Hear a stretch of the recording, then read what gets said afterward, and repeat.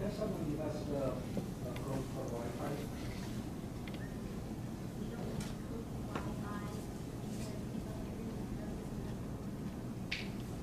Do you want me to repeat that on the mic? Yeah, we didn't create a Wi-Fi because we wanted everyone to focus on the presentations today.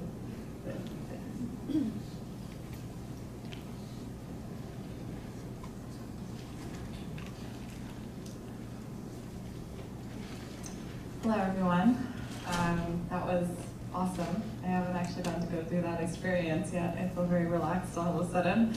So I will try and pick it up a little bit for you guys.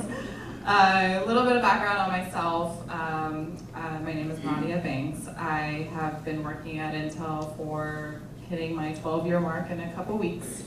I started as an electrical engineer at Intel, as an intern actually, and gradually found myself in many, many different roles at Intel. It's one of the beauties of the company is I feel like I've had 6 jobs, but one company. So recently I joined our newly formed sports group. We're actually creating solutions designed for the sports space, which I'll go into in a little bit. But really the future of sports is really about this whole world of digitization and diversity, which seem like 2 topics that don't necessarily go hand in hand, but AI has a lot to do with it, and big data is what's going to make all this happen. So when we think about this technology transformation, you know, I'm sure some of you have seen these numbers before, but there's this idea of, you know, 50 billion connected devices by 2020, 212 billion sensors by 2020. That is a lot of data that is going to get generated as a result. And all these different connected devices and sensors are impacting many different industries. It's no longer a tech industry. Every industry now has tech as part of it, has data as part of it. So when you see what we're doing in the autonomous vehicle space, you know, when you think about general cars like a Ford or General Motors, you don't necessarily think about a world of autonomous vehicles and in the tech industry getting involved, but now, you know, the 2 worlds are kind of coming together. When you look at telcos, the idea of 4G to 5G, I mean, it's more than just connecting the latest and greatest devices to cellular networks. It's really about how fast that connection can happen and how much data and analytics you can get delivered to you at the edge and how much you can send back to the cloud so that they can continuously keep processing new information.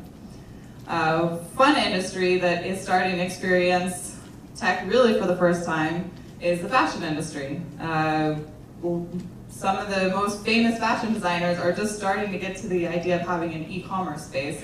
So they're definitely going to go through this big transformation of what to do with all the data as people start to come to their sites to buy new clothes.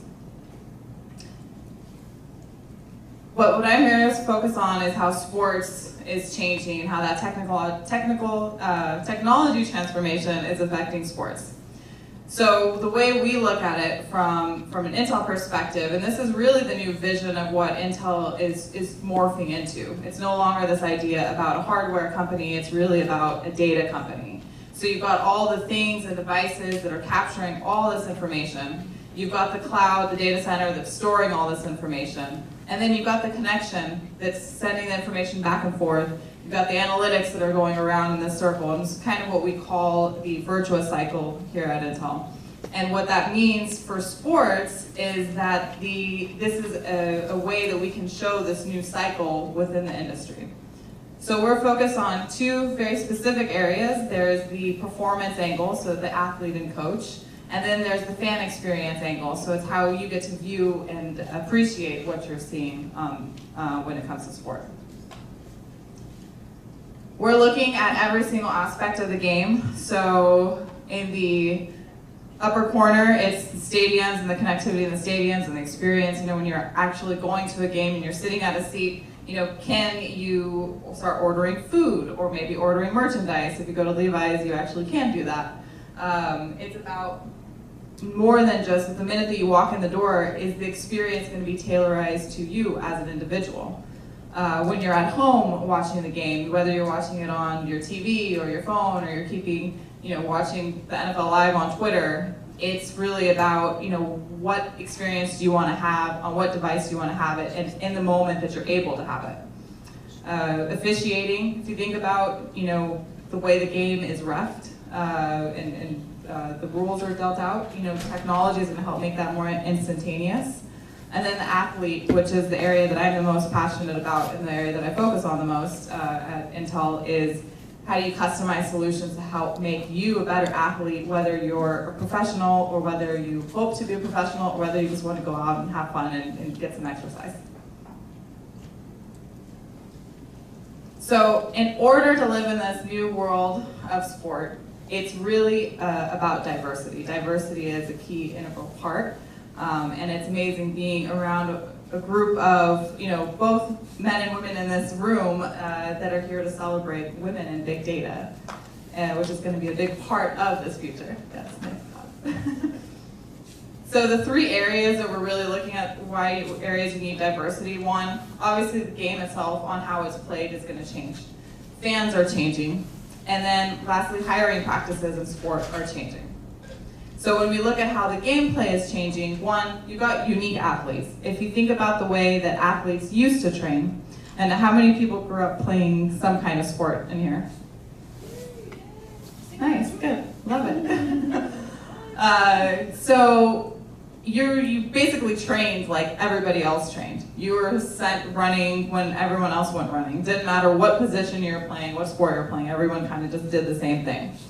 We're getting into a place where you can start to see inside, how does your body respond to that sprint that you were just forced to do? How do your position asks for a certain type of exercise and another position might?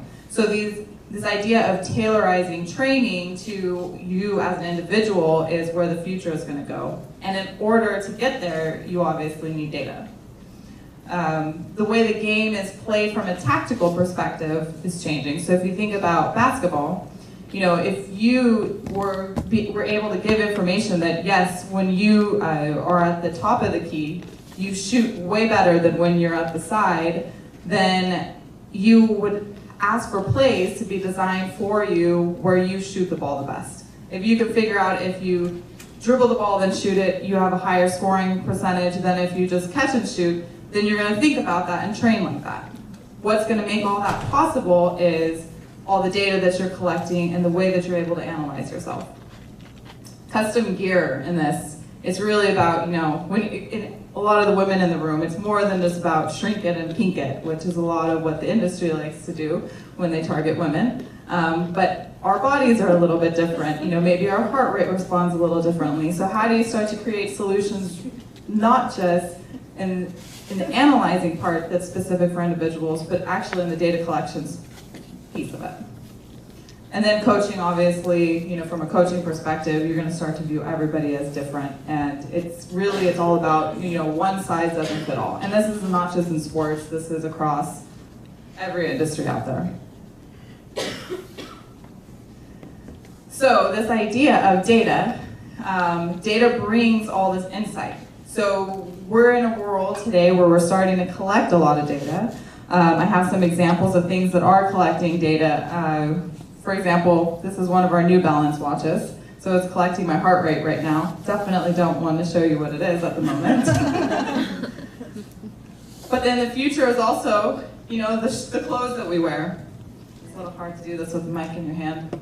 This actually has sensors in it. And it can analyze your swing if you're a baseball player. So if you could think about all of us in the future, all of our clothes are going to have sensors in it, and it's going to tell you, am I sitting properly? Is this, the way that I'm sitting, going to create back problems in the next 10 years? Maybe not today, but in the future it's going to do that. And then also when you're training, you always happen to train with sunglasses on. Wouldn't it be amazing if these sunglasses actually had a coach telling you how you're training, giving you feedback, telling you what to do. These actually do, by the way, these are the ugly ones. But it's great to collect data. There's one thing to tell me that, okay, my heart rate is at this right now. Well, what does that actually mean? What do you do with the data? Even in the professional sports space, a lot of these coaches, they don't necessarily know what to do with it. They just know that they need to collect it. just like a lot of the world today that's starting to collect all this data. It's like, so what? What do you do with it? How do you change behaviors? How do you actually use that to improve your performance? And so that's really where AI comes into play for us here. We've got several different tools in our box that we can use to help make sense of this data. And the areas that we're looking at exploring is risk of injury.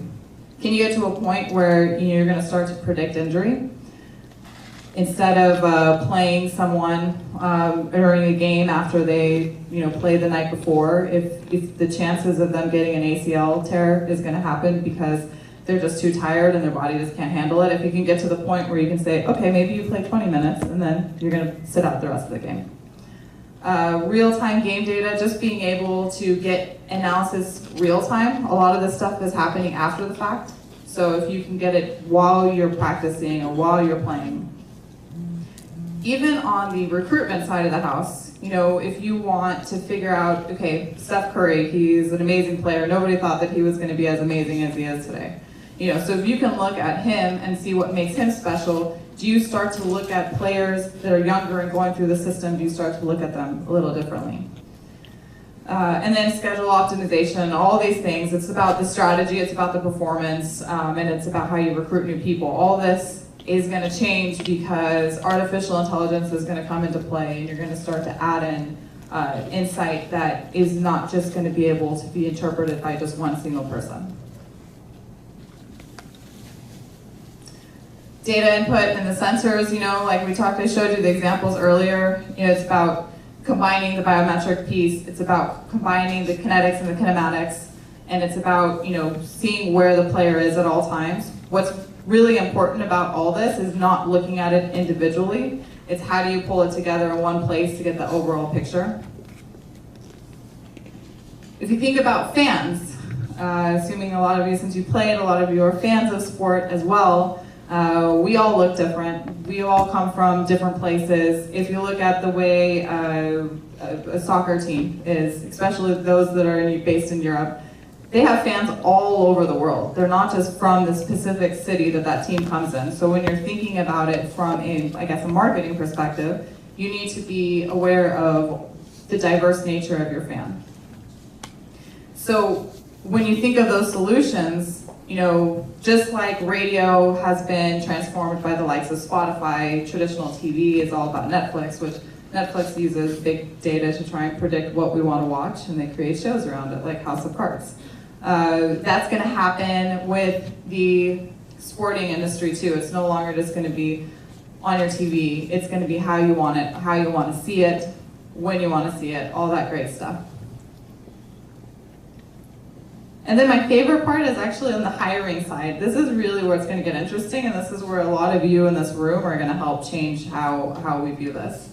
So if we want to really get into this global world of sport, if we want to blend technology and different industries in together, you have to think about how you hire differently. An example here, if anyone's familiar with the team in the Premier League called Manchester City. Yes. Good. I like the interaction, by the way. This team, instead of approaching it and trying to teach somebody internally to say, hey, look at a spreadsheet and can figure all this out, they actually looked at all this data, they had no clue what to do with it, and created a hackathon and got super fans that knew what to do with it, like people here in this room, and said, figure out this problem, and that's how they ended up actually hiring their data scientists that way. So it was a super fan life dream, gets to now work for his dream team. The other part about what is going to be interesting about big data, and this is also probably a reason why it's so important that there is something like Women in Big Data getting you guys together, is the idea of removing biases. So when you think about it from a sports perspective, you've got people all over the country, especially when it comes to soccer, viewing different players, making notes about them. They may not know that they have a bias, but they do, because we all do. We're just human, even when we think we don't. How do you actually use something like artificial intelligence to help remove that? So if you prefer people who play beautiful football versus people who play, more brute force football, you're going to naturally grade the one higher over the other. And so when you're trying to analyze it for your team, how do you start to just take away those biases so you really understand what you're evaluating? That's going to start happening in the workplace and all that too. And then lastly, to show, that we actually live how we talk, this is the Intel Sports Group. We are not just different in the way we look, we come from a lot of different backgrounds. Obviously we have data scientists, we've got people with, that are anthropologists, we have engineers, we've got, econ majors, we've got people who all come from the fashion side, so it's in different countries too as well. So it's really a diverse group, and what's amazing about it is we challenge each other, and it allows you to be competitive but also learn to collaborate in different groups, and you come up with really great ideas as a result. So in short, reason why we're positioned to win is because we're looking at this from a big data standpoint, and we're taking this to help make us more successful in the sports space.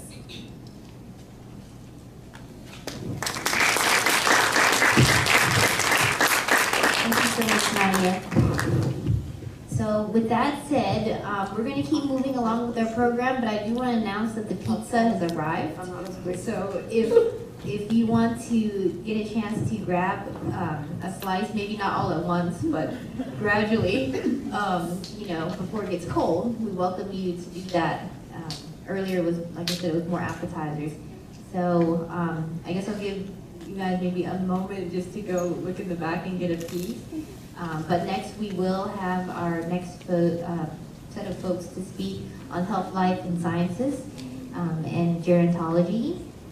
We've got Hema, who is I guess strategic planning in health, life sciences, and also doing industry enablement, and also Norin Bene, who currently does I guess alliances in our AI group. So I know you guys are probably getting food, but we're going to keep rolling. And yeah. Thank you. I think I'll give this to hear me. Okay. So Elaine, you give us this part, Elaine, you gave us meditation, and then you give sports and all the fun, and then you let's send it to food. And our topic is a little more serious. Not too much, but a little serious. But say what?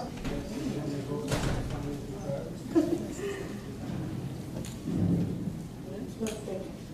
Okay, so, and Nora is going to join me in this talk, and let me start it out. And we're going to talk a little bit about big data and AI in healthcare. Anybody here from healthcare? Health industry? So not a very fancy slide that Nadia had, but it's quite boring. But what this is basically, when you think about big data, there are different kinds of data. I mean, there's the astronomy data, the YouTube data, the Twitter data. These are all generating huge amounts of data. So I put this slide here to kind of just show you how it compares to the genomical data that is just now starting. In terms of YouTube data, there are like 300 hours of video that's uploaded every minute. And there are like 500 million tweets every day. So there is a lot of data that's coming out. But if you think about the life cycle of the data in terms of how the data is acquired, stored, and analyzed and then distributed, this chart here is kind of shows what it would look like in 2025. Twitter is not that challenging. It's a lot of data, but it's really all textual based, and so not much challenging. We can handle that. YouTube data, on the other hand, it's a lot of video. It's huge data. It's 1 to 2 exabytes per year. Exabytes. Anybody know what exabyte is? Exabyte is like 10 to the power of 18, or 1 billion gigabytes. So it's huge. So really big data. And so it's huge. YouTube has this level of data, but then if you think about genomics, it's 2 to 40 exabytes. It's huge because the sequencing cost is coming down and there's going to be more demand for genome sequencing. So we think that the genomics is going to be kind of like the challenge that we have to think about when we look at computational challenges, whether it's, while it's giving us a lot of opportunity in terms of compute storage network, in terms of I/O memory and storage, we will see a lot of challenges with genomical data. So when I thought of big data, I thought I should tell you that there's something coming that is going to become the most big data. It's even beyond astronomical data. Okay, so okay, that's all big data. That's all genomics. But is it enough for healthcare? Healthcare needs data that is beyond genomics. It needs, if you have heard of precision medicine, you need genomic data, you need your EMR data, EMR being the medical record data, and then you need your lifestyle data, all the variables on your body, and then you also need your lab data. So you need all different kinds of data that needs to be kind of fused together to kind of provide a precision medicine reality that we are thinking of. But today, we are not there yet. And so the question is, okay, what data do we have today in the healthcare? There's a lot of data, actually. There is a lot of data. If you ask any hospital, they say we have mountains of data they're collecting for each patient. So there's a lot of data, but there is very little insights. They don't know what to do with it. Because it's a data deluge, but there's no insights, no way to kind of extract the insights out, and that's where AI comes into. AI is like the Superman, Superwoman to the rescue kind of thing, and so as you look at this picture here, there's so many applications that data, that AI can be put to work. The oncology, the cancer diagnostics, the medical image processing, and if you look through the cycle there, we have the hospital error reduction. Actually, this one, the medical errors one, is actually the third largest cause of death in the US. And this can be totally handled. It's not like a cancer discovery or anything. This is purely can be solved. And if you look through the other parts of the cycle, there is the predictive care guidance. You know, with 5% of the people causing for more than 50% of the cost in healthcare, this is something you would think if you had AI, you would put it to work and solve the problem. So there's enough problems to be solved when it comes to healthcare, and people see that. I mean, the whole industry is understanding that there is opportunity here, and that's where this slide, where you're seeing the ecosystem is trying to respond to this growth opportunity. You have, it's going from 600 million in 2016 to 6 billion in 2021, according to Frost and Sullivan. And so there's a large opportunity for AI in healthcare.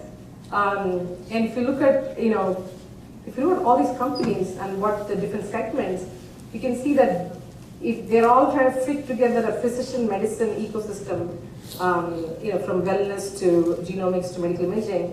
And actually the wearables area, there's a lot of innovation happening, and it's beyond sports, not the consumer wearables, but the medical wearables. Google is trying to come up with something like a smart contact lens that can measure your diabetes through just your tears.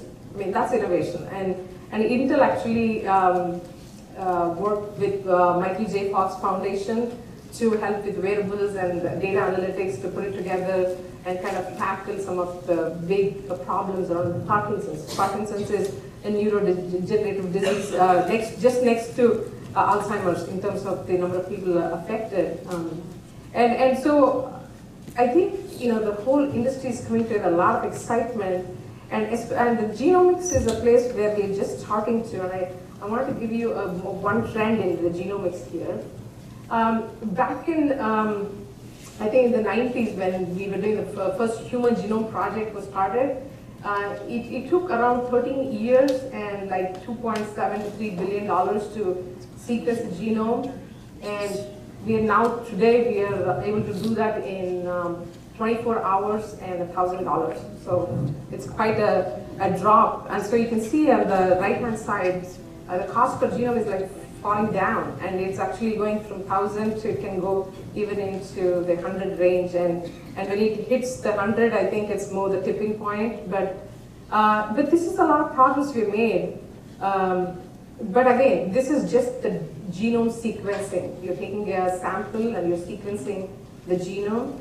But how about the sample to treatment? You take a sample and you sequence it and you kind of do all the analysis, the primary, secondary, tertiary analysis, and you get it to the doctor so the doctor can then give you a treatment.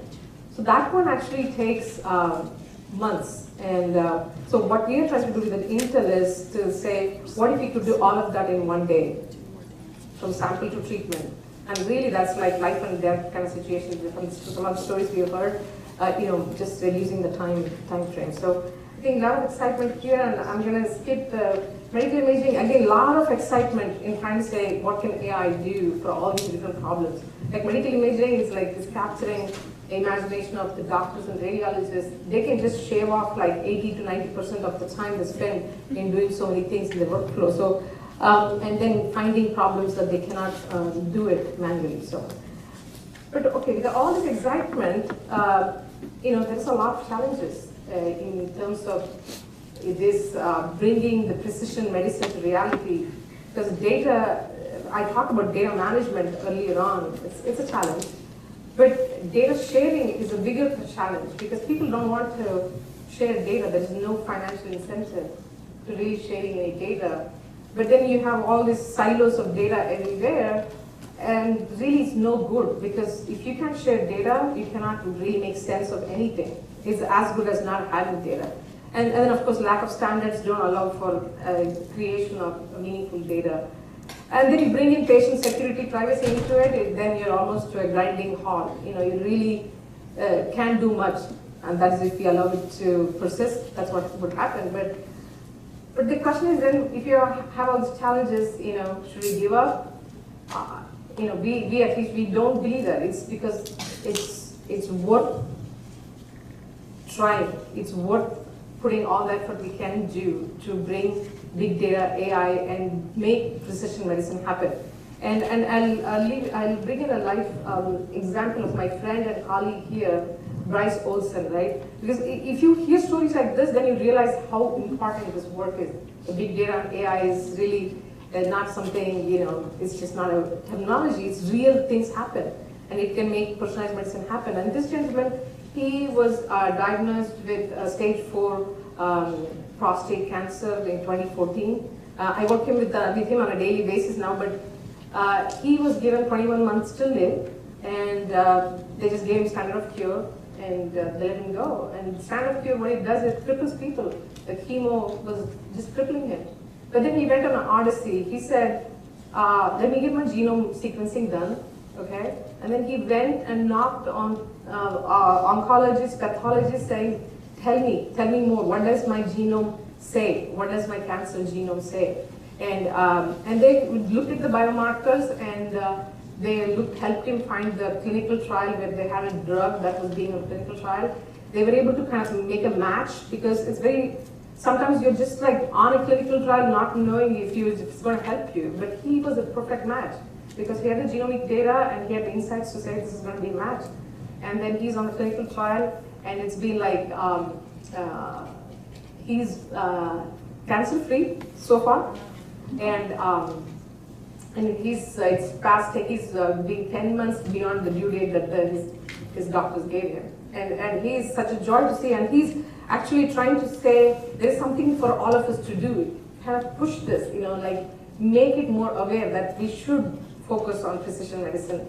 Because this thing is targeting your individual therapy. It's not like the broad-based therapy. This can happen, and he's doing a lot in terms of raising awareness. And please check him out at Bryce Olson and see for yourself how you can get involved. But the broader message is data AI in healthcare is something that we all should put our energy behind. And I'll bring in my colleague here, Nora, to kind of say more on how they impact life.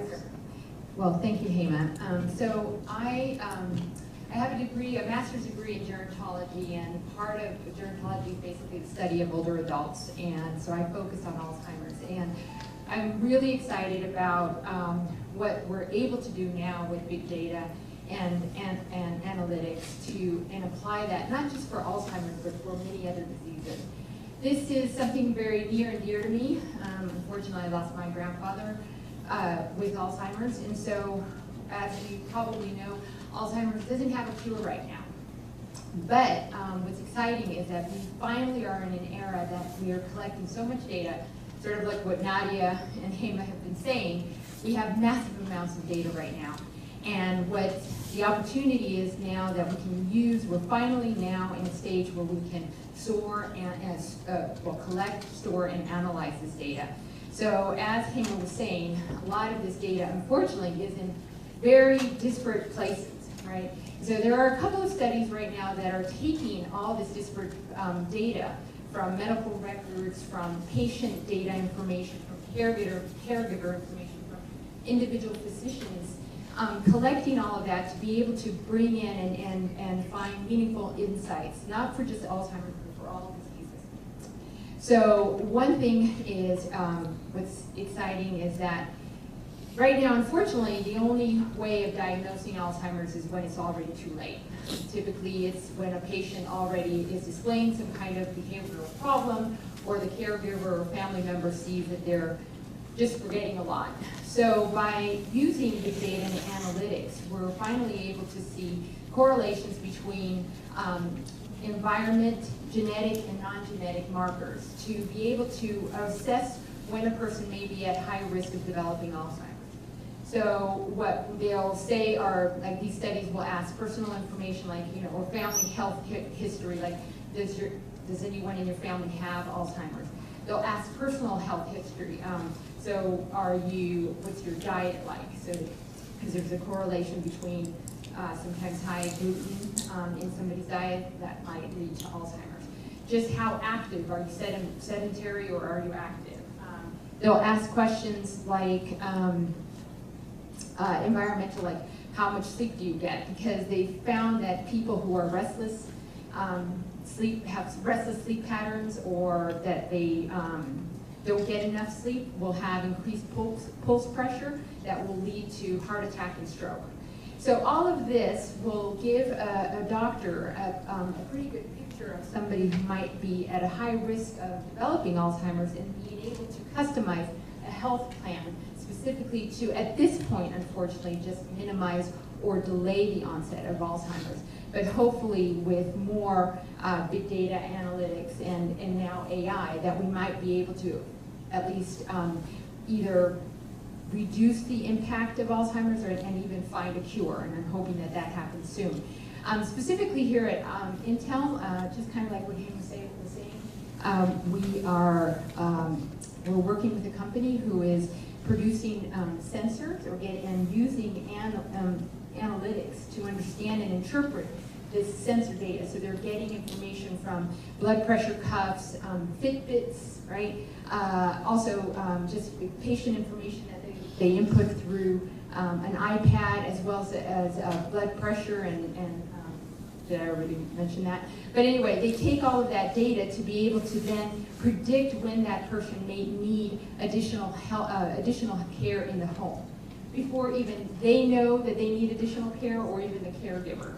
So what I wanted just to say is that that's my next thing, is that I said big data and aging are coming of age because we finally have the amounts of data, massive amounts of data that we can now analyze, and hopefully like I said, in the near term, we'll be able to use all of this data to properly diagnose early on Alzheimer's, and not just Alzheimer's, but many other diseases, and hopefully find a cure very soon.